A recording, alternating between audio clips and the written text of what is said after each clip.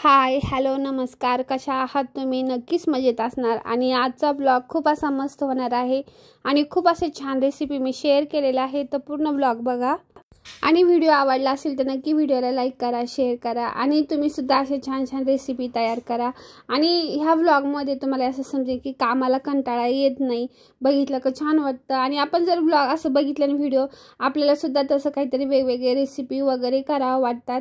आणि मला सुद्धा तसंच वाटत असतं. मी सुद्धा यूट्यूबवरती व्हिडिओ बघत असते आणि त्यातून छान छान असे रेसिपी करण्याचा प्रयत्न करते. हिरवी कसं झालं अंड्याची पोळी? हिरव्या मिरचीची नाही ते घागू राहिला अंड्याची पोळी खायला. बघा मग कमरापर्यंत हात धुवून घे दादू. आणि हे बघा, हे आहे आमच्या घरचं लाडू. याला नाही खायच्या गोष्टी आवडतात. प्रेम करतात. हा याला नाही का सगळे खूप प्रेम करते, याच्यामुळे असं सगळं प्रेम उतू देते उतू. आणि हे आहे लाडू. लाडू हाय मन ए लाडू.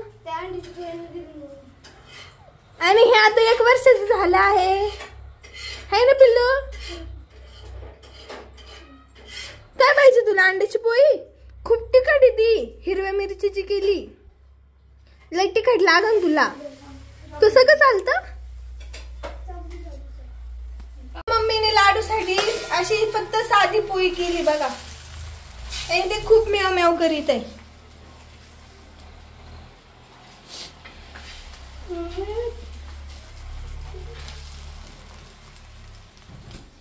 तुला पोळी केली मम्मीनी, तो तिखट लागू नये म्हणून. तेवढी खाई ना. खा तू पण यांच्या सोबत.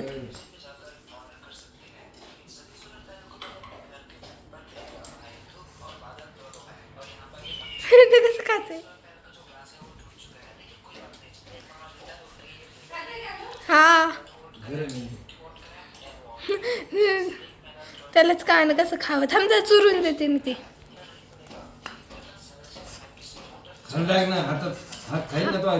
नाही खाली टाकते.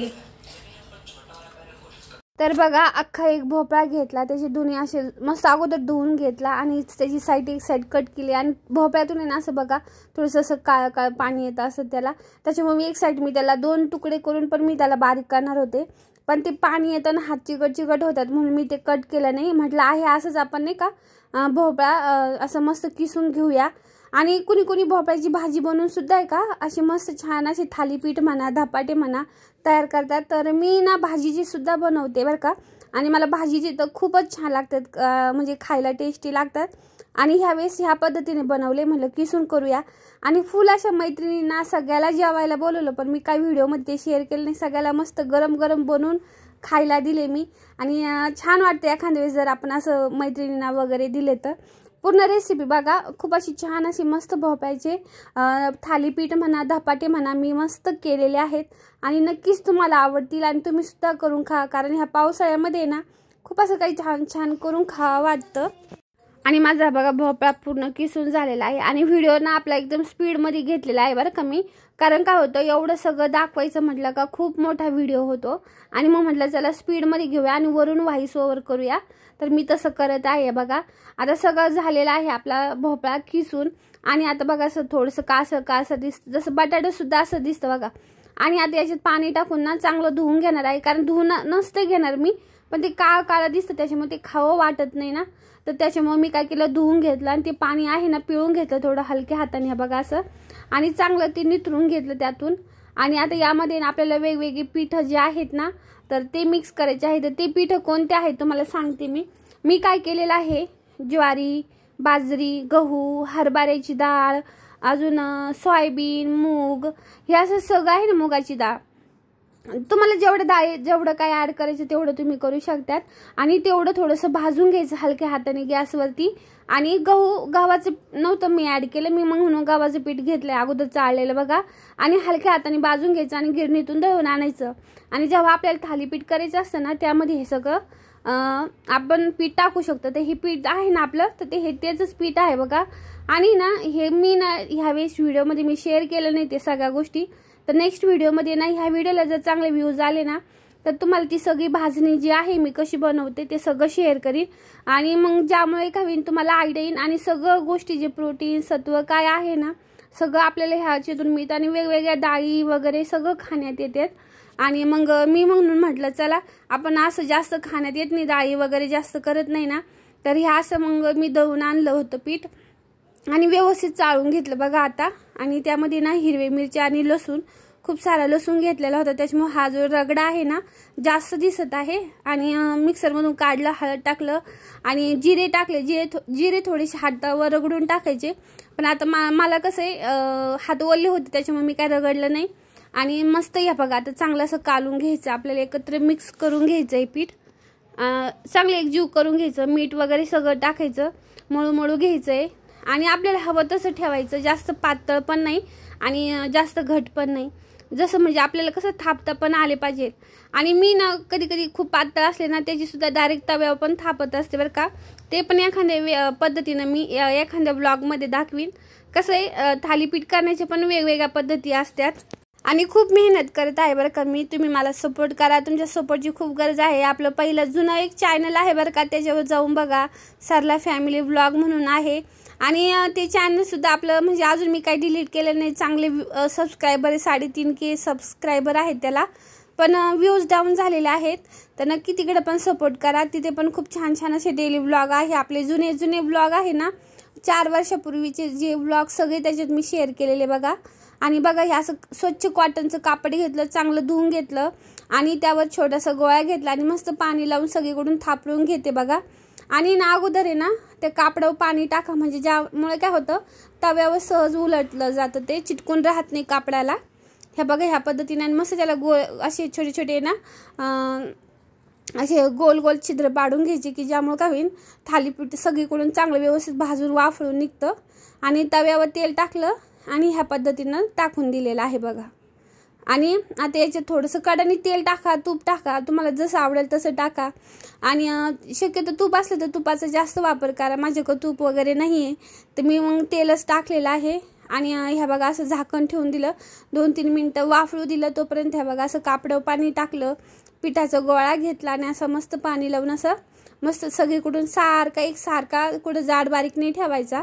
आणि मग भाजताना पण छान भाजतो, खाताना पण छान लागतो. आणि जास्त जळून नाही द्यायचं. एखादा माझं काय होतं व्हिडिओ बघ इकडं हे कर, त्यामुळे एखादा एक थोडासा होतं गरपल्यावानी थोडासा.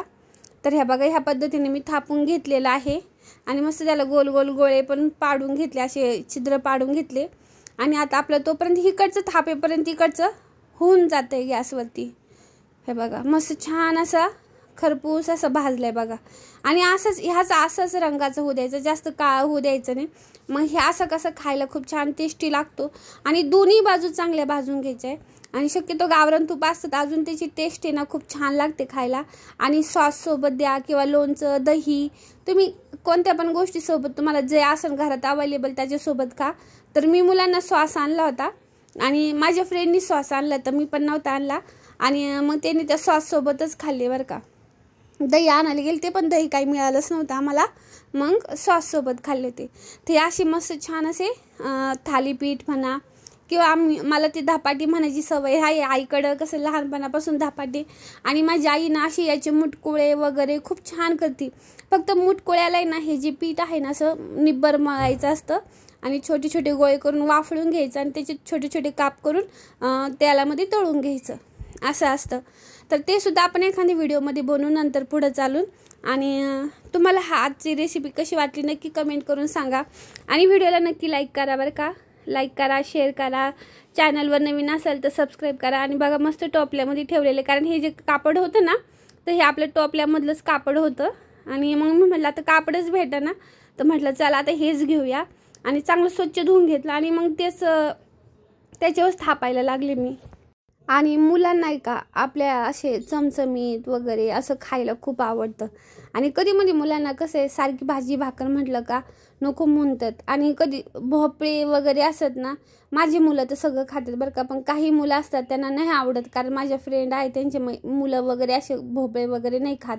तर मग ते न खाल्ल्यापेक्षा हे असं तरी मुलं त्यांच्या शरीरात त्या गोष्टी जातात आणि खातात. आणि भोपळा शक्यतो लहान मुलांना असं आवडतच नाही खात ते, जो पांढरा भोपळा असतो ना तो. तर मग तेव्हा त्याचं हे असं केलेलं बेस्ट आहे. आणि तुम्ही याच्यात वेगवेगळ्या भाज्या सुद्धा करू शकतात. असे थालीपीठ वेगवेगळ्या खूप साऱ्या गोष्टीचं करू शकतो आपण. आणि मुलांना ते करून खाऊ घालू शकतो बघा. आणि नाही खाल्ले तर मुलं असे नाही तर असे तरी खातात. पण शक्यतो भाजी भाकर माझं तर असं म्हणणं आहे, मुलांना सगळ्या गोष्टीची सवय लावा. लहानपणापासून जर तुम्ही सगळं केलं आणि मुलांना घातलं ना, तर त्यांना आपल्या मतं त्या सगळ्या गोष्टी खायची सवय लागते. की माझी मुलं बघा तुम्ही, मी जी भाजी करेन ना ती भाजी आवडीनं खातात. आणि कोणती असं नाही का म्हणणार नाही हे आम्हाला नको ते नको. म्हणजे मी त्यांना सवयच लहानपणापासून लावलेली आहे. हर एक भाजी हर एक गोष्ट घरात आणली आणि केली. गावाकडं मला पहिल्यापासून आईनं पण तशी सवय लावलेली होती. आम्हाला घरात आई काय असायची, सगळ्याच्या बाजारात भाज्या अवेलेबल राहील, ज्या सीझननुसार जी भाजी असेल ती आणणार आणि ती करणार. आणि रानभाज्या तर स्पेशली खूप करायची माझी आई. आणि त्याच्यामुळं मला ती सवय झाली. आणि माझ्या मुलांनासुद्धा मी ती सवय लावली की हर एक गोष्ट खायची. आपण थोडंसं बाहेरचं चमचमीत तर खातोच, पण हे ज्या गोष्टी आहेत ना, ज्या पौष्टिक आपल्या शरीराला मिळतात त्यासुद्धा खाल्ल्या पाहिजे, की ज्यामुळं मुलांची व्यवस्थित वाढ वगैरे होते आणि स्ट्रॉंग राहते, ती इम्युनिटी पॉवर वगैरे सगळी व्यवस्थित राहते. आणि मुलांचं जे आजारी पडण्याचं प्रमाण आहे ना ते सुद्धा कमी होतं बघा. आणि माझ्या मुलांवरून मी खरंच सांगते ताईंनो, तर नक्की सगळ्या गोष्टी मुलांना खायच्या सवयी लावा. आणि बघा दीदी हा मांजरा संघ इथं खेळत आहे. तर जाता व्हिडिओला लाईक करा, शेअर करा, सबस्क्राईब करा. बाय, काळजी घ्या.